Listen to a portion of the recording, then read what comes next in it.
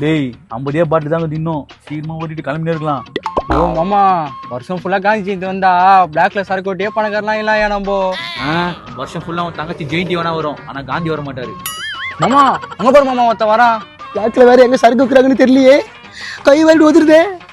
டேய் அவன் சரக்கு தெரிஞ்ச வரான், நான் பாத்துக்கிறேன். தல சரக்கு எங்க நான் கிடைக்குமா தல? அதான் தல நானும் தெரிஞ்சுக்கிறேன். 300 ரூபாய். என்ன தல சொல்ற? உங்ககிட்ட இருக்கா 300 ரூபாவா? பின்னாடி வா. 300 ரூபாய் கொடு. என்ன தல? ஜட்டில கை விடு.